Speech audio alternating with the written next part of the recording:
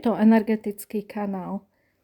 Vnútorná energia prúdi celým vašim telom prostredníctvom 3 energetických kanálov, nazývaných nádí. Tieto 3 nády sú ľavý kanál, pravý kanál a stredný kanál. Všetky 3 dokonale spolupracujú na integrácii a vyvážení vašej vnútornej energie. Každý z nich zohráva špecifickú úlohu pri udržiavaní vašich emócií, nálad a fyzického zdravia.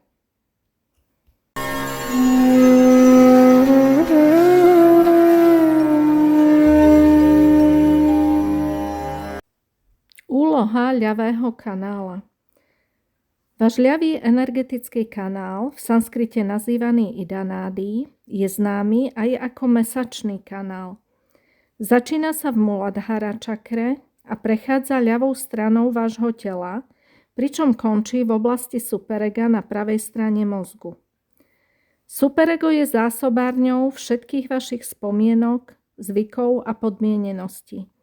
Je to tiež oblasť mozgu, ktorá podporuje morálne správanie, často bojujúc s našimi sebeckými túžbami po potešení. Radosť je základnou kvalitou, ktorá je spojená s ľavým energetickým kanálom. Ideálne je pociťovaná ako radosť nevinného dieťaťa. Ten pocit, keď ste sa ako malí budili každé ráno šťastní. V dospelosti sa táto radosť môže zablokovať alebo môže byť ubitá životnými skúsenosťami. Ale stále žije v nás a môže sa prebudiť vďaka meditácii. Ak máte problém s ľavým kanálom, môžete zažívať emocionálne extrémy, nálady, ktoré sa rýchlo menia od eufórie k depresii.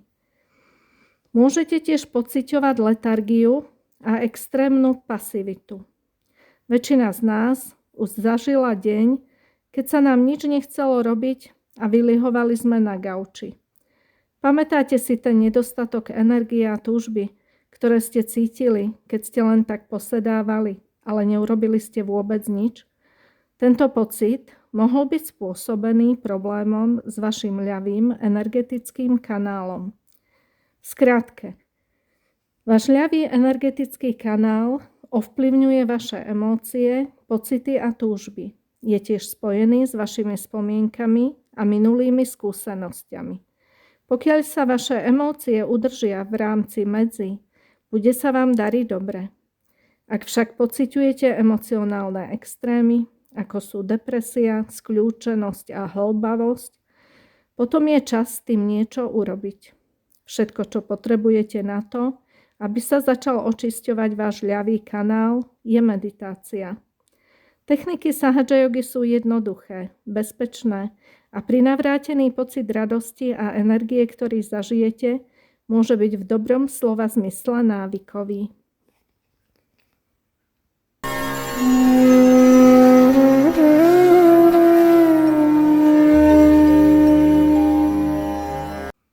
Úloha pravého kanála.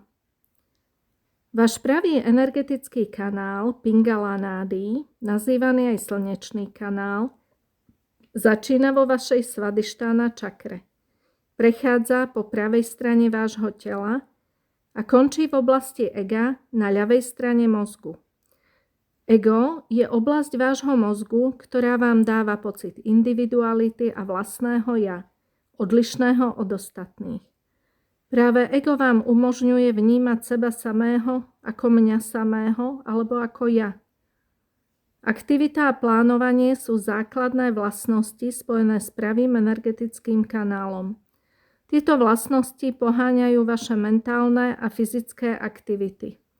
Niekedy však môže byť dopyt po energii na pravej strane taký veľký, že sa ľavá strana oslabí. Keď k tomu dôjde, vaša túžba po radosti sa môže stratiť a vy sa ocitnete v stave mrzutosti a podráždenosti. Môžete mať dokonca chuť na každého kričať alebo vybuchnúť pri najmenšom probléme. Bohužiaľ ste sa pravdepodobne stretli s mnohými vystresovanými, podráždenými a rozrušenými ľuďmi.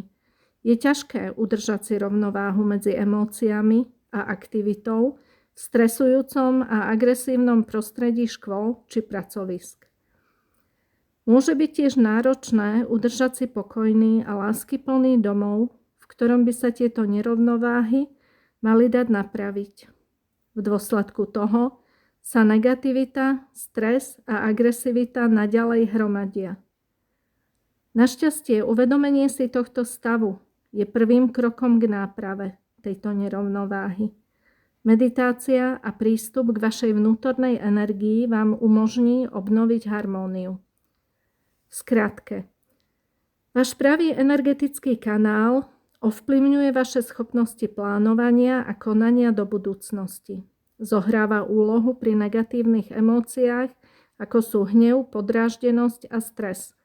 Váš pravý kanál uvažuje v pojmoch ja, moje, mne.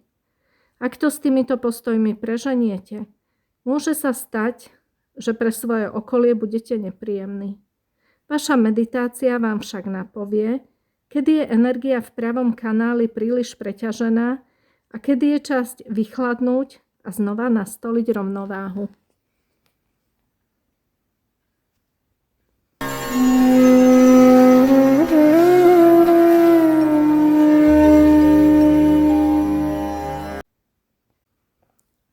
Úloha stredného kanála.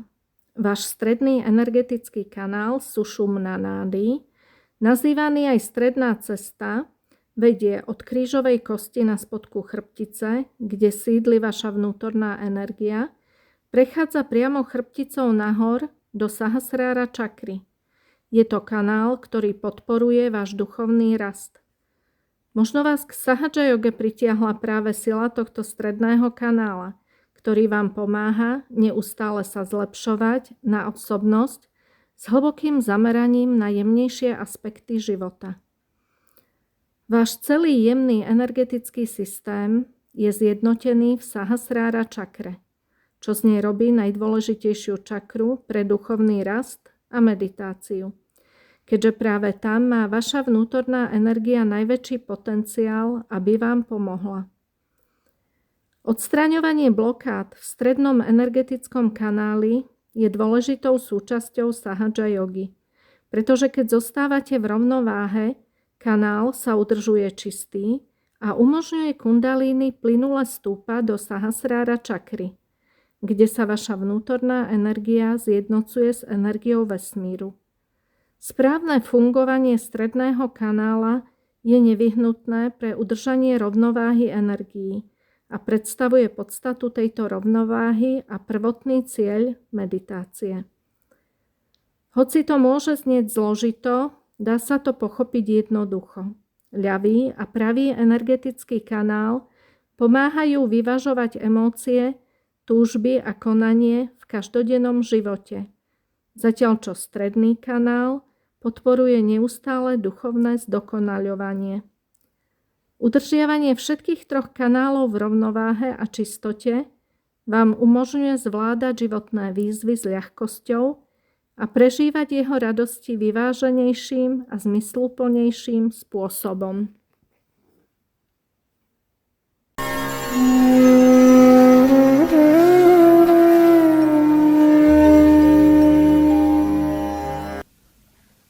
In this chart you can see that we have got altogether 7 centers. Actually, these are the basic 7 roots.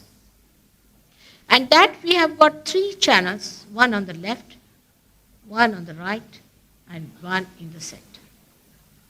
These are the subtle centers of our gross autonomous nervous system. The center one stands for the parasympathetic, the left one stands for the left sympathetic, and the right one for the right sympathetic. The left one is for our desire power, in short I am telling you, and the right one is for our action. These put together, left and right, make a center like that, and here lies the central path of our evolution.